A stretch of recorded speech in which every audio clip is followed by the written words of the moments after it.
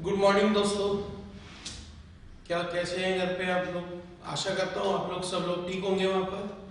आज हम लोग सीटेट, रीट, आरटेट एग्जाम्स में आए हुए कुछ इंपॉर्टेंट क्वेश्चंस हैं, उनके बारे में हमें डिस्कशन करना है। इन क्वेश्चंस में भी पढ़े नंबर सिस्टम के कुछ पार्ट्स पढ़े थे कुछ पिछली क्लासेस में, तो मुझे लगा इनसे रिलेटेड कुछ क्वेश्चंस आपको कराने चाहिए। सबसे पहले मैं सीटेट की एक एग्जाम पेपर में आया हुआ क्वेश्चन जो कि लेवल 1 के पॉइंट ऑफ व्यू से बड़ा इंपॉर्टेंट क्वेश्चन है, ये आपको दिया हुआ है। मैं कोशिश कर रहा हूं आपको दिखाई देने में या सुनने में ज्यादा प्रॉब्लम नहीं हो। x की वैल्यू दी हुई है, y की वैल्यू दी हुई है, z की वैल्यू दी हुई है, इनका में से ज्ञात करवाना है। HCF हाईएस्ट कॉमन फैक्टर, उभयनिष्ठ गुणनखंड आपसे पूछ रहा है इसका। अब गुणनखंड या उभयनिष्ठ गुणनखंड ऑप्शन आपके सामने दिए हुए हैं, तो ध्यान रखना मैसे के लिए क्या जरूरी है मैं आपको बता देता हूं। मैसे के लिए जरूरी है एक तो सभी में कॉमन होना चाहिए, सभी में कॉमन होना चाहिए, और छोटी पावर काम में लेते हैं, छोटी घात काम में लेते हैं। क्या बोला मैंने? मैसे का मतलब होता है वह बड़ी से बड़ी संख्या जिसका उन सभी संख्याओं में पूरा पूरा भाग चला जाए जिनका कि हमें में से ज्ञात करना है। आपको ये टर्म्स दी हुई है, x का मान दिया हुआ है, y का दिया हुआ है, z का दिया हुआ है, इनमें से भी हमें में से ज्ञात करना है। मैंने क्या बोला में से के लिए? छोटी, एक तो सभी में कॉमन होना जरूरी है और छोटी घात लेते हैं। बताइए क्या दो कॉमन है क्या? यदि दो कॉमन है और दो की छोटी घात आपको नजर आ रही है दो, तो दो की पावर दो खत्म। देखिएगा तीन कॉमन है क्या? है, तो तीन की पावर दो आपके कॉमन ले लिया। फिर आगे चले, पांच कॉमन है तो पांच की पावर दो, और फिर 7 देखा हमने, 7 कॉमन है तो 7 की पावर 3। ये अपन ने क्या किया? में से ज्ञात किया। मैंने क्या बोला में से के लिए? सभी में कॉमन होना जरूरी है और छोटी पावर लेते हैं। दोस्तों मैंने बोला ये जो क्वेश्चंस हम लोग कर रहे हैं इनकी एक पीडीएफ फाइल आपको टेलीग्राम पेज पर या फेसबुक पेज पर मिल जाएगी। हमने देखा दो कॉमन है, दो की छोटी घात क्या आ गई? दो। तीन कॉमन है, तीन की छोटी घात दो। पांच कॉमन है, पांच की छोटी घात दो। 7 कॉमन है, 7 की छोटी घात। अब हमें ऑप्शन में देखिए एक तो दे रखा है 7 की पावर 4, गलत। एक दे रखा है 7 की पावर 5, दो ऑप्शन तो वैसे ही गलत हो गए। अब हमें इन्हें चेक करना है कि इनमें से कौन सी टर्म्स हो सकती है। देखिएगा 2 की पावर 2 क्या होता है? 4। 3 की पावर 2 क्या होता है? 9। और 5 की पावर 2 क्या होता है? 25। 25 इंटू 4 करूं तो 100, 100 इंटू 9 कितना हो गया? 900। तो 900 को मैं लिख सकता हूं 30 का स्क्वायर इंटू 7 की पावर 3। बोलिए आंसर क्या आ गया? 30 का स्क्वायर इंटू 7 की पावर 3। वापस समझते हैं एक बार इस क्वेश्चन को। मैंने बोला में से का मतलब होता है छोटी पावर। पहले तो देखो कॉमन है कि नहीं, सभी में दो कॉमन है, दो कॉमन है, दो ले लिया। छोटी पावर कौन सी थी? दो, तो दो की पावर दो। यहां देखिएगा 3 कॉमन है क्या? 3 कॉमन है, 3 की छोटी पावर क्या आ गई? 2। देखो 5 कॉमन है क्या? 5 कॉमन है तो 5 की छोटी पावर 2। देखिए 7 कॉमन है तो 7 की पावर 3। कैलकुलेट किया 4 इंटू 9 इंटू 25, आंसर क्या आ गया आपके पास? 900। 900 को हम क्या लिख सकते हैं? 30 का स्क्वायर इंटू 7 की पावर 3। एक बार आप लोग करके देखेंगे तो अच्छे से क्लियर होगा। बहुत आसान चीजें हैं, बहुत आसानी से आप लोग कर सकते हैं। ये सीटेट के एग्जाम पेपर में आया हुआ क्वेश्चन मैंने आपके सामने लिखा। अब हम लोग एक अगले क्वेश्चन की ओर बढ़े। आप वीडियो को पॉज करके क्वेश्चन नोट डाउन कर सकते हैं कॉपी में। मैंने ये काम किया कि लगभग 15 से 20 क्वेश्चन यदि हम डेली करें तो अच्छे से प्रैक्टिस। देखिए दोस्तों, बिना प्रैक्टिस के गणित सीख पाना पॉसिबल नहीं है, इसलिए हमें प्रैक्टिस करना जरूरी है। तो हमने जो नंबर सिस्टम का पार्ट पढ़ा था उसी से रिलेटेड कुछ क्वेश्चंस थे पिछले एग्जाम पेपर्स में आए हुए, वो मैंने आपके सामने लिखे। 52,272 बराबर p square into Q cube into r की पावर 4, और ये लिखा गया कि p q r अभाज्य संख्या है, और आपसे पूछा गया 2p plus q minus r की वैल्यू। ऑप्शंस आपके सामने है 21, 22, 23 और 29। ये ऑप्शंस आपके सामने है। दोस्तों यहां ये क्वेश्चन याद करो, पिछली क्लास नंबर सिस्टम में हमने अभाज्य संख्या नाम का टॉपिक पढ़ा था, वहां भी ये क्वेश्चन किया था, करने की कोशिश करो। यहां ये इन्होंने टर्म्स लिख दी अभाज्य संख्या है। यदि ये अभाज्य संख्या है तो सबसे पहले इनके गुणनखंड करने की आवश्यकता है, और गुणनखंड करना हमें खूब अच्छे से आता है। 52,272 के गुणनखंड कर लेता हूं सब। 2 का भाग दिया, 2 दूनी 4, 2 छिका 12, 2 एकम 2, 2 तिया 6, 2 छिका 12। जैसे जैसे कहे वैसे 2 एकम 2, 2 तिया 6, 2 छिका 12, 2 8 16। देखते चलना दोस्तों, कोशिश करना, हो सकता है कुछ गलतियां भी हो जाए। 2 छिका 12, 2 पंजो 15, 2 तिया 6, 2 चौका 8। फिर 2 का दिया, 2 तिया 6, कितना बचा आपके पास यहाँ पर? 2 दूनी 4, 13 आ गया। 13 में 2 का भाग देंगे अपन, 13 में फिर से 2 छिका 12, 2 7 14। फिर 2 का भाग जाएगा, 3 का भाग देते हैं अपन। 3 एकम 3, 0, 3 8 24, कितना बचा? 2 27, 3 9 27। फिर से 3 का भाग दिया, 3 दिया 9, 1 3 6 18, 3 दिया, फिर 3 का भाग दिया 1 2 1, फिर 1 2 1 बचा। अब 1 2 1 में किसका भाग जाता है? 11 का भाग दिया। यहाँ कैसे पता लगा कि क्वेश्चन में ये काम करना है? यहाँ एक शब्द लिख दिया इसने कि अभाज्य गुणनखंड है, तो हमने अभाज्य गुणनखंड वाला काम किया। अब देखिएगा क्वेश्चन आपके सामने, ये काम तो सब कर सकते हैं। बताइए 2 कितनी बार आया? 4 बार, तो 2 की पावर 4। 2 कितनी बार आया? 4 बार, 2 की पावर 4। बोलिए r की वैल्यू क्या आ गई? 2। 3 कितनी बार आया? 3 बार, तो मैं यहां लिख देता हूं 3 की पावर 3, क्योंकि यहां पावर मैच करनी थी हमें। और 11 कितनी बार आया? 2 बार, तो 11 की पावर। दोस्तों ये आपके पास PQR की वैल्यूज आ गई है। वापस देखिएगा, 52,272 के अभाज्य गुणनखंड की है, और ये काम सब विद्यार्थी कर सकते हैं, लगभग सभी विद्यार्थियों को आसानी से आता है। मैं आपको बता दूं ये क्वेश्चन एसएससी के एग्जाम तक में पूछा गया, एमटीएस के पेपर में। 2 की पावर 4, 3 की पावर 3 और 11 की पावर 2। अब आप खुद बताइएगा P का मान क्या आया? 11, 2 into 11। Q का मान क्या आया? 3, और R का मान क्या आया आपके पास? 2।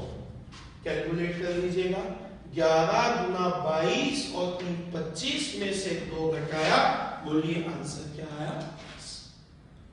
वही क्वेश्चन यदि याद करो, नंबर सिस्टम संख्या पद्धति वाला टॉपिक आपने पढ़ा हो, जहां हमने अभाज्य संख्या पढ़ी थी, वहां पर हमने इस टाइप का क्वेश्चन भी किया था। यहां हमने क्या किया?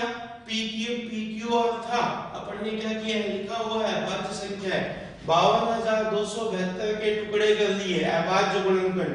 2 4 बार आया तो 2 की पावर 4, 3 3 बार आया, 3 की पावर 3, 11 कितनी बार आया? 2 बार। आप देख सकते हो 11 3 2 PQR के मान आ गए, PQR के मान रख दिया, आंसर दिया। कोशिश करना नोट डाउन करने की, वीडियो पॉज कीजिए, नोट डाउन कर लीजिएगा। अगले क्वेश्चन की ओर बढ़ते हैं हम। याद करना ये क्वेश्चन अपन ने अभाज्य संख्या या विभाजकता के नियम जब पढ़े थे तो वहां भी किया था। मैं रिवीजन करा रहा हूं एक तरीके से। पिछली 3-4 जो क्लासेस हुई है उन्हीं का रिवीजन करा दूंगा, बिना प्रैक्टिस के पॉसिबल नहीं है। ये क्वेश्चन है कि 7 अंकों की संख्या दी हुई है, एग्जाम पेपर का क्वेश्चन लिख रहा हूं दोस्तों, सीटेट के पेपर में आया हुआ क्वेश्चन है। 58y ये संख्या 72 से विभाजित है और आपसे पूछा गया 2x प्लस y की वैल्यू। पहला ऑप्शन था 6, दूसरा था 7, तीसरा था 8 और चौथा था 9। बड़ा अच्छा क्वेश्चन है आपके साथ और ये कर चुके आप करो, करने की कोशिश कर सकते हैं आप लोग दोस्तों। पेन कॉपी आपके पास है, आप सोल्व कीजिए क्वेश्चन को। याद करो क्या सीखा था हमने कि सीधे सीधे बेहतर का तो कोई नियम हम यूज नहीं कर सकते। इस 72 के फैक्टर्स कर ले, टुकड़े कर लेते हैं अपन और टुकड़े करके इनका यूज कर लेते हैं। तो मैं इस 72 को ब्रेक कर लेता हूं 8 और 9। लास्ट क्लास, पिछली क्लास में आपने देखा, कल की क्लास में आपने देखा, यही क्वेश्चन किया था अपन ने, वापस से करा रहा हूं। 8 और 9 का भाग जाना चाहिए। ये सीटेट के पेपर का क्वेश्चन है, पेपर के ही क्वेश्चंस लिख रहा हूं मैं आपके सामने, सिर्फ रिवीजन के तौर पर। 8 और 9 दोस्तों, 8 का नियम क्या था, कल डिस्कशन किया था हम लोगों ने। 8 का नियम था संख्या के अंतिम 3 अंकों में 8 का भाग जाना आवश्यक है। अंतिम 3 डिजिट, लास्ट 3 डिजिट्स। तो देखिएगा 8 7 56, 2 बच गया। अब 2 y के आगे क्या लिखूंगा, 4 लिखूंगा तभी भाग जाएगा। तो y की वैल्यू तो क्या आ गई, x के लिए हमने क्या सीखा था, x के लिए कि 9 का नियम, 8 का नियम हमने लगाया, अब 9 का नियम हम लगा सकते हैं। याद करो कल की क्लास, 9 का नियम क्या सीखा था अपन ने, 3 का नियम भी वही था और 9 का नियम भी वही था। अंकों के योग में 3 का भाग चला जाए या 9 का भाग चला जाए तो किससे विभाजित होगी, 9 से। अंकों का योग बोलो, 1 और 3 4, 8 5, 8 और 5 13 और 8 21 और 4 25 प्लस x। आप बताइए x की जगह क्या लिखूं ताकि 9 का भाग चला जाए। तो मैंने यहाँ क्या लिखा, 2 25 और 2 27, 27 में 9 का भाग जाता है। बोलो x का भाग क्या आया, 2 2 दूनी 4, बोलो 4 और 4 8, बोलो आंसर क्या आया। कल की क्लास के रिवीजन क्वेश्चंस हैं, पिछली 3-4 जो नंबर सिस्टम की क्लासेस हुई, अभी नंबर सिस्टम पूरा नहीं हुआ, ये सिर्फ रिवीजन के तौर पे कुछ क्वेश्चंस मैं आपको करा रहा हूं, पिछले एग्जाम पेपर्स में आए हुए। पहले मैंने y की जगह 4 लिखा, 4 लिख के सोल्व किया, तब जाकर ये आया। फिर x की जगह अपन ने वो वैल्यू लगाई, 9 का नियम लगाया, 9 का नियम लगाया तो x की वैल्यू आ गई, कैलकुलेशन किया, आंसर। नोट डाउन कर लीजिएगा दोस्तों। अगले क्वेश्चन की ओर बढ़ते हैं अपन, देख लीजिएगा एक और क्वेश्चन, लेकिन थोड़ा अच्छा क्वेश्चन है। जिन विद्यार्थियों ने ज्योमेट्री नाम का टॉपिक पढ़ा हो, ज्योमेट्री से संबंधित कुछ क्वेश्चंस हैं, सिर्फ रिवीजन के तौर पे, जब भी अपन ने क्लास में रिवीजन किया, क्लास में अपन ने पढ़ा होगा, कई विद्यार्थियों ने पढ़ लिया होगा ज्योमेट्री में। मैं आपको बता देता हूं क्वेश्चन क्या है। उस कोण की माप बताइए जिसका समपूरक कोण, एग्जाम पेपर का क्वेश्चन में मोबाइल से देख के लिखो, समपूरक कोण पूरक कोण के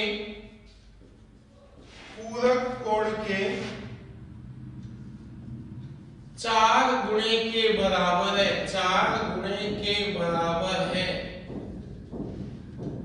पहला ऑप्शन है 30 डिग्री, दूसरा ऑप्शन है 45 डिग्री, तीसरा ऑप्शन है 60 डिग्री और चौथा ऑप्शन है 75।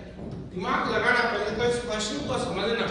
कई लोगों के तो दिक्कत है कि साहब ये पूरक संपूरक क्या है, पहले तो वहां आते हैं। मैं आपको बता देता हूं, पूरक कोण ऐसे दो कोण जिनका योग कितना हो 90 डिग्री। समपूरक कोण, ऐसे दो कोण जिनका जोड़ कितना हो, ये तो है पूरक और ये है समपूरक, कॉम्प्लीमेंट्री सप्लीमेंट्री एंगल्स। तो यहां इनका योग कितना होता है 180। क्वेश्चन को तो अभी समझेंगे, पहले इन दोनों के बारे में डिस्कशन कर लीजिएगा, एग्जाम पेपर का क्वेश्चन है। ऐसे दो कोण जिनका जोड़ 90 डिग्री हो वह तो क्या है पूरक, और ऐसे दो कोण जिनका योग 180 डिग्री हो वह क्या है समपूरक। इनका क्वेश्चन है जी वह कोण ज्ञात कीजिए जिसका समपूरक कोण, ध्यान से सुनना, वह कोण ज्ञात कीजिए जिसका समपूरक कोण पूरक कोण का 4 गुना हो। तो देखिएगा ध्यान से, 30 डिग्री दे रखा है तो 30 का पहले तो अपन समपूरक कोण निकालते हैं। क्या होता है समपूरक कोण 180 डिग्री, तो एक कोण 30 का है तो इसका समपूरक कोण क्या होगा 150 डिग्री, 150 ही होगा। और इसका पूरक कोण क्या होता है, पूरक कोणों का योग 90 डिग्री। अगर ये 30 है तो इसका पूरक कोण क्या होगा बेटा 60। अब आप बताना दोस्तों, क्या ये 60 का 4 गुना है क्या? 4 गुना नहीं है, खत्म क्वेश्चन। एक्स मान के करेंगे थोड़ा लंबा। आते हैं दूसरे ऑप्शन पर, 45 डिग्री। 45 का जो समपूरक कोण होगा वो होगा 135 डिग्री और इसका पूरक कोण होगा 45 डिग्री। भाई दोनों का जोड़ क्या सीखा था, समपूरक कोण का जोड़ तो होता है 180। क्वेश्चन समझ लीजिएगा, वह कोण ज्ञात कीजिए जिसका समपूरक कोण पूरक कोण का 4 गुने के बराबर है। 30 का समपूरक कोण मतलब समपूरक का योग कितना होता है 180, 30 का समपूरक 150 और 30 का पूरक 60। क्या 60 का 4 गुना है क्या? गलत। अगले क्वेश्चन पर है, क्या 45 का समपूरक 135 और 45 का पूरक 45, देखो दोस्तों 4 गुना है क्या? नहीं है। अब इस क्वेश्चन पर आते हैं, इस वाले ऑप्शन में देखिएगा 60 डिग्री का समपूरक योग कितना होता है 180, तो 60 का समपूरक हो गया 120 और 60 का पूरक कोण योग 90 डिग्री होता है, तो 60 का पूरक हो गया 30। देखना 30 का 4 गुना है क्या 120, यही तो बोल रहा था, देख लीजिएगा क्या 30 का 4 गुना है क्या ये 120 है, तो आपका आंसर बिल्कुल सही है दोस्तों। वापस देखिएगा, 60 का समपूरक 120 और 60 का पूरक 30, क्या ये इसका 4 गुना है क्या? 4 गुना है, आपका आंसर बिल्कुल सही है। एग्जाम पेपर में था, जिन लोगों ने पढ़ लिया हो समझने की कोशिश करना, नहीं समझ में आए तो कमेंट्स बॉक्स में आप डाल सकते हैं क्वेश्चन। अगले क्वेश्चन की ओर अपन बात कर रहे हैं, देख लीजिएगा। घर पे पढ़ने में मन लग रहा नहीं लग रहा वो सारी बात की, अगर डेली की कुछ भी हो, डेली आंधी आए तूफान आए कुछ भी हो, कैसे भी करके यदि गणित के कोई भी गाइड हो कोई भी बुक हो, गणित के यदि 20 क्वेश्चन भी आपने डेली किए, 2 महीने यदि हम घर होते हैं 60 दिन में 20 क्वेश्चन डेली के, तो 1200 क्वेश्चन होते हैं दोस्तों। 1200 क्वेश्चन से हम बहुत अच्छी प्रैक्टिस भी कर सकते हैं। एक क्वेश्चन और इसी में, एक त्रिभुज दिया हुआ है, त्रिभुज का एक कोण तो दे रखा है x, दूसरा दे रखा है 3x + 20 और तीसरा दे रखा है 6x और पूछ रहा है त्रिभुज किस प्रकार का है। पहला ऑप्शन है अधिक कोण त्रिभुज, दूसरा ऑप्शन है समकोण त्रिभुज, तीसरा ऑप्शन है न्यून कोण त्रिभुज और चौथा ऑप्शन है समद्विबाहु त्रिभुज, आइसोस्केलर ट्रायंगल। तो इस क्वेश्चन में सबको पता है, सभी विद्यार्थी बच्चे तक को भी पता होता है, त्रिभुज के तीनों कोणों का योग 180 डिग्री होता है।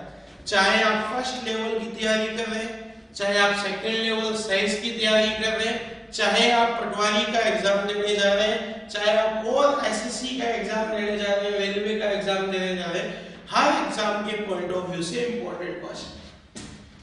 ये क्वेश्चन है त्रिभुज के तीनों कोणों का मान दे रखा है और पूछ रहा है त्रिभुज किस प्रकार का है। सबको पता है त्रिभुज के तीनों कोणों का योग कितना होता है, 180 डिग्री होता है। हमने क्या किया, इन तीनों को जोड़ के लिख दिया x plus 6x plus 3x plus 20 बराबर कितने डिग्री, 180। x और 6 7x और 3 10x, 120 में से 20 गया, कितना बचा, 160। 0 से 0 बोलो, x की वैल्यू क्या आ गई, 16 डिग्री। क्या किया, तीनों कोणों का जोड़ बराबर कितना लिख दिया, 180। जोड़ा तो ये तो आ गया 10x, 20 माइनस किया 160, x की वैल्यू क्या आ गई, 16। 16 तो ये हो गया, 16 किया 48 और 20 68 डिग्री ये हो गया, और 16 सीधा कितना होता है, 96 डिग्री ये हो। वापस देख लीजिएगा, x की वैल्यू आई 16, ये हो गया 68 डिग्री। कैसे रखा अपन ने, x की जगह 16, 16 किया 48 और 20 68, यहाँ लिखा 16, 16 सीधा 96 डिग्री। अब आप बताइए मुझे, क्या ये न्यून कोण है, क्या क्या की परिभाषा न्यून कोण की, ऐसा त्रिभुज जिसके तीनों की तीनों कोण 90 डिग्री से कम हो, तो भैया न्यून कोण तो नहीं है। समद्विबाहु त्रिभुज जिसके दो कोण समान हो, बताओ दो समान है क्या, नहीं है। समकोण त्रिभुज जिसका एक कोण 90 डिग्री का हो, वो भी नहीं है। अधिक कोण त्रिभुज ऐसा त्रिभुज जिसका कम से कम एक कोण 90 डिग्री से अधिक हो और 180 से कम हो, वह त्रिभुज क्या कहलाता है, यहाँ पर अधिक कोण त्रिभुज। तो आंसर क्या आ गया, अधिक कोण त्रिभुज। तीनों कोणों का योग कितने डिग्री हुआ, 180। नोट डाउन कर लीजिएगा दोस्तों। अगले क्वेश्चन की ओर आते हैं।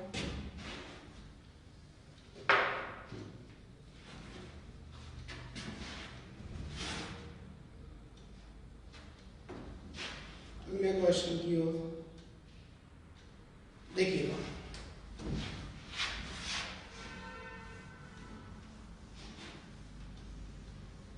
बहुत अच्छा क्वेश्चन है, इंपॉर्टेंट क्वेश्चन है, देख लीजिए। आपके सामने लिख रहा हूं, किसी त्रिभुज की एक भुजा दे रखी है 5 सेंटीमीटर, दूसरी भुजा दे रखी है 10 सेंटीमीटर, और इसका परिमाप दिया हुआ है आपको p सेंटीमीटर। बहुत अच्छा क्वेश्चन है, इंपॉर्टेंट क्वेश्चन है। ये बोल रहा है p का न्यूनतम मान बताइए और p का अधिकतम मान भी बताइए। दोनों ही बातें पूछ ली, मैक्सिमम और मिनिमम। और p क्या है यहाँ पर, पैरामीटर। पहला ऑप्शन दे रहा था 19 और दूसरा दे रहा था 29, तीसरा 20 और 28, तीसरा ऑप्शन है यहाँ पर आपके पास 21 और 29 और 22 और 27। ये त्रिभुज है, यहाँ त्रिभुज की दो भुजाएं दे रहा है, ये तीसरी भुजा नहीं दी हुई है, और परिमाप दिया हुआ है आपको p सेंटीमीटर, और परिमाप का न्यूनतम मान भी पूछ रहा है और अधिकतम मान भी पूछ रहा है आपसे। याद करो भी एक पेपर और मैंने सोल्व कराया था, तो उसमें बताया था, कुछ विद्यार्थियों ने क्लास में भी पढ़ा था। दोस्तों, ये कठिन परिस्थितियों के दौर से हम लोग गुजर रहे हैं। हो सकता है कोई दिक्कत हो, लेकिन स्थितियां कभी सामान्य तो होगी ना। तो जब भी हम ऑफलाइन क्लास में आएंगे तो बहुत अच्छे से क्लियर करेंगे। ये कोशिश है ताकि आप घर पे बैठ के कुछ तो कर पाए।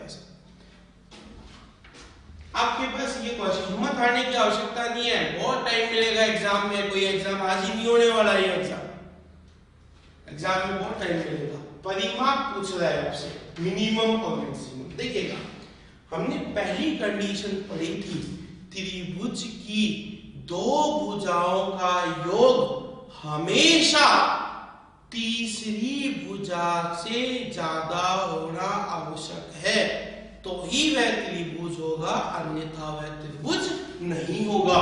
तो देखिएगा, मैंने यहाँ पर पहला ऑप्शन लिखा 19 परिमाप है। यदि 19 सेंटीमीटर परिमाप है तो परिमाप क्या होता है, तीनों भुजाओं का योग। ये 10, ये 5 15 और 4 19। तभी तो तीसरी भुजा 4 कैसे आई भाई, वापस देख लो। 19 यदि परिमाप है, अगर 19 परिमाप है, ये 10, ये 5 15 तो 4 कितना हो गया 19। अब आप बताओ क्या कंडीशन सेटिस्फाइड हुई? क्या दो भुजाओं का योग तीसरी से ज्यादा है? क्या दो भुजाओं का योग तीसरी से ज्यादा है? क्या नहीं है, गलत। क्वेश्चन ही गलत हो गया है, फालतू देखने की आवश्यकता नहीं। तीसरे पे दूसरे ऑप्शन पर आता, ये 20 दे रहा है। परिमाप यदि 20 दिया हुआ है, पैरामीटर यदि 20 दे रहा है आपको, ये 10 5 15 तो ये कितना हो गया 5, देखना 20 हुआ क्या? दो भुजाओं का योग तीसरी से ज्यादा है? क्या नहीं है, गलत। बहुत आसान क्वेश्चन है, ऑप्शन से देख के मैक्सिमम। मैं कह रहा हूं यदि कंसेप्ट्स क्लियर है, कंसेप्ट आपने क्लियर की, फॉर्मूले रखने की तो कतई आवश्यकता ही नहीं है। हमें ABCD A + B का होल पता नहीं 36 प्रकार के फॉर्मूले रख लेते हैं। आयत पढ़ा तो अलग, समबाहु त्रिभुज के लिए समद्विबाहु का क्षेत्रफल अलग, कोई आवश्यकता नहीं है इन फॉर्मूलों। बिना फॉर्मूले आप इन क्वेश्चंस को हल कर सकते हैं। यहाँ 20 दे रखा है, 20 था तो मैंने यहाँ 5 लिया। क्या दो भुजाओं का योग तीसरी से ज्यादा है? क्या नहीं है। फिर हमने अगला ऑप्शन लिया 21। देखते हैं 21 से क्या होता है। अगर ये 21 है, 10 5 15 और 6 21। आप देखिएगा दोस्तों, क्या दो भुजाओं का योग तीसरी से ज्यादा है? क्या यहां भी चेक कर लेते हैं। क्या इन दो का योग तीसरी से ज्यादा है? क्या ठीक है साहब। क्या इन दो का योग भी तीसरी से ज्यादा है? क्या बिल्कुल है, तो आपका आंसर आ गया। ये तो आ गया मिनिमम। चलो मैक्सिमम 20 नहीं रखे, भी एक बार चेक कर लेते हैं। 29 5 10 15 15 और 14 कितना होता है 29। आप चेक करो, क्या दो भुजाओं का योग तीसरी से ज्यादा है? क्या है। क्या दो भुजाओं का योग तीसरी से ज्यादा है? क्या है। क्या दो भुजाओं का योग तीसरी से ज्यादा है? क्या है। यदि दो भुजाओं का योग तीसरी भुजा से ज्यादा होगा तो ही वह त्रिभुज होगा, नहीं तो वह त्रिभुज नहीं होगा। तो मिनिमम वैल्यू तो क्या आई 21 सेंटीमीटर और अधिकतम वैल्यू क्या आई 29 सेंटीमीटर। सी-टेट के लेवल 1 के पेपर का क्वेश्चन है, लेवल 2 में भी सी-टेट का क्वेश्चन है। त्रिभुज की बेसिक नीड्स हैं, बेसिक कंडीशंस हैं कि दो भुजाओं का योग तीसरी से ज्यादा होगा तो ही वह त्रिभुज होगा, अन्यथा त्रिभुज नहीं हो सकता। नेक्स्ट क्वेश्चन की ओर चले हम लोग, देखना होगा आगे।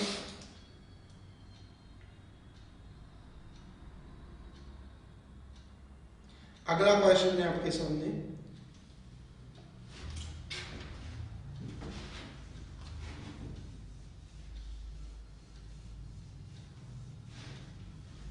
समलंब चतुर्भुज का क्षेत्रफल दिया हुआ है। समलंब चतुर्भुज जिसे इंग्लिश में ट्रेपेजियम बोलते हैं, ध्यान से देख लीजिएगा। समलंब चतुर्भुज ऐसा चतुर्भुज जिसकी कम से कम दो भुजाएं समांतर हो और इसका क्षेत्रफल खूब पढ़ा आपने बचपन में, 1/2 समांतर भुजाओं का योग इनटू उनके बीच की दूरी या ऊंचाई। बेसिक फॉर्मूला है। यहां आपको समलंब चतुर्भुज का क्षेत्रफल दिया हुआ है 105 सेंटीमीटर स्क्वायर। इसकी ऊंचाई दे रखी है आपको 7 सेंटीमीटर। एक भुजा दे रखी है समांतर भुजाएं 6 सेंटीमीटर। एक भुजा दूसरी भुजा से 6 सेंटीमीटर अधिक है। मतलब यदि ये x है तो ये कितनी हो गई x + 6। एक भुजा दूसरी भुजा से 6 सेंटीमीटर अधिक है।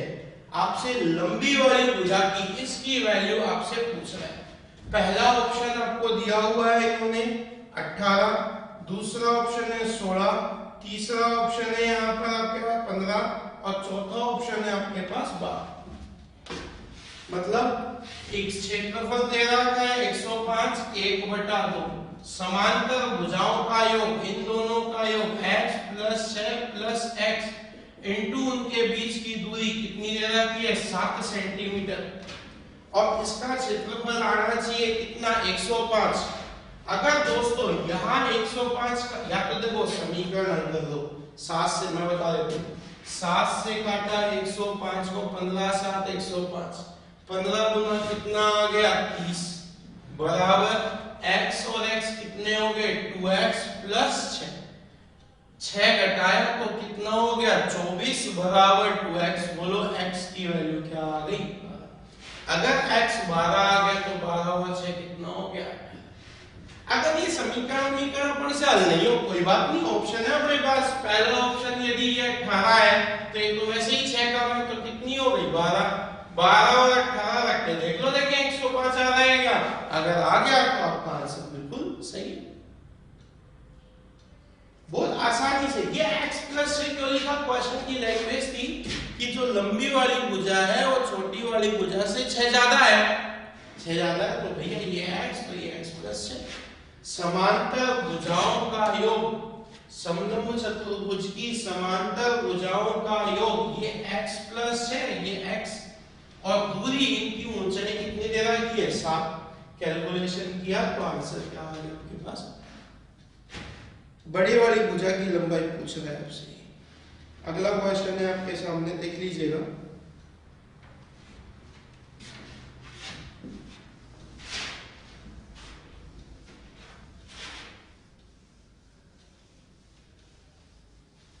सॉल्व करके देखना, वीडियो को पॉज करके देखोगे तो आपको आंसर सुन लेंगे।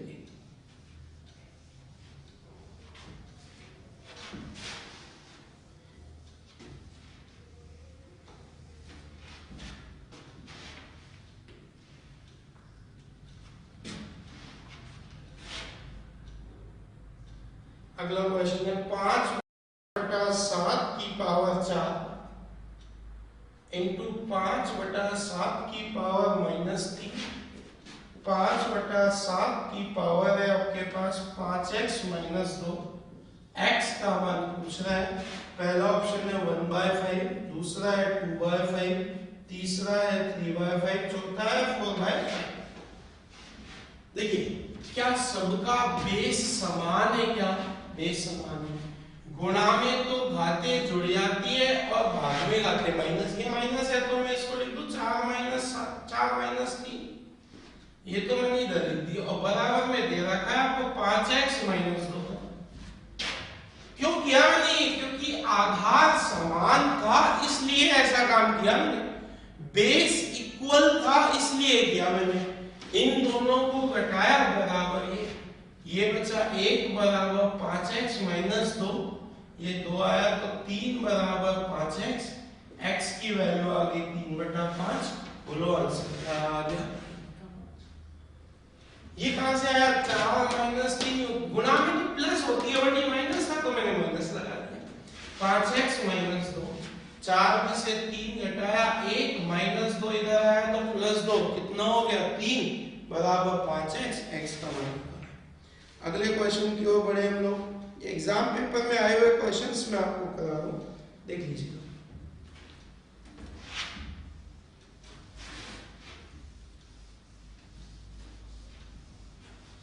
वीडियो पॉज करके आप क्वेश्चन नोट डाउन कर सकते हैं दोस्तों। ये क्वेश्चन आपके पास है 91 + 70 + 121, ये क्वेश्चन आपके सामने एग्जाम पेपर का क्वेश्चन है। तो ऐसे क्वेश्चंस को हमेशा पीछे से हल किया जाए। बताइए 121 का वर्गमूल 11, 11 और 70 81 का वर्गमूल 9, 9 और 91 100, 100 का वर्गमूल 10। पापा समझिए 121 का वर्गमूल 11, 11 और 70 81 का वर्गमूल 9, 9 और 91 100 का वर्गमूल 10। अच्छा क्वेश्चन था।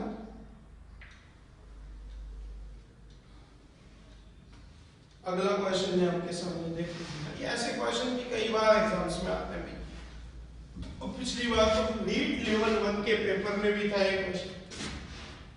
7y × 6 बराबर y y y आपसे y का मान पूछा गया। पहला ऑप्शन है आपके सामने 8, दूसरा 6। सी टेट के पेपर का क्वेश्चन है आपके सामने, तो फालतू के इतना काम करने के बजाय तो ऑप्शन से वैल्यू रख के सोल्व कर देते हैं अपन। मैंने यहाँ 8 लिख दिया y की जगह, तो यहाँ भी 8 8 आना चाहिए, इसका मीनिंग 8 छिका 48 का 8 हासिल 1 हासिल 4, 7 छिका 42 42 और 4 कितना हुआ 46। गलत हो गया, तो 8 ही आना चाहिए था सब। मैं रखता हूँ यहाँ के बाद 8 के बाद 4 रख के देखते हैं सब। यहाँ भी 4 4 ही आना चाहिए, रख के देख लेते हैं सब। 4 4 ही आता कि नहीं आता। 6 चौका 24 का 4 हासिल 2, 6 7 42 और 44, बिल्कुल आ गया आपका आंसर। मैं कह रहा हूँ बहुत छोटे क्वेश्चंस कई बार मिल जाते हैं एग्जाम्स में, इसलिए मैंने आपको कराया। अगले क्वेश्चन की ओर बढ़े हम लोग, देख लीजिएगा।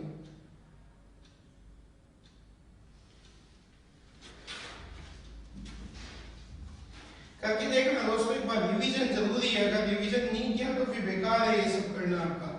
रिवीजन कंपलसरी है आपके लिए।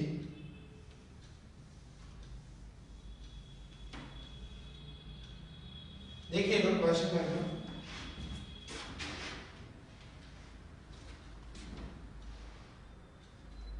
एक क्वेश्चन और है इसी में नंबर सिस्टम से related. 90 plus 9 plus 9/10 plus 9/1000 plus 9/10,000, इनको जोड़कर बताना। पहला ऑप्शन है 99, मतलब छोटे क्वेश्चन है 99.99। दूसरा ऑप्शन है 90.9999। सी ऑप्शन है 99.9099 और डी ऑप्शन है 99.9090 और 9। क्या किया जाए तो देखिएगा, सीधे सीधे जोड़ लेते हैं। देखो 90 लिख दिया साहब, 9 लिख दिया साहब, 9/10 पॉइंट 9 लिख दिया, 9/1000 पॉइंट 00, 3 के बाद पॉइंट लगा दिया, 4 0 है तो 4 के बाद पॉइंट लगा दिया। अब इनको ऐड कर लेते हैं। ये 9 0 9.99, आंसर आ गया 99.90। कई बार दोस्तों ये कुछ छोटे क्वेश्चंस हैं जो कि गलत होते हैं एग्जाम में।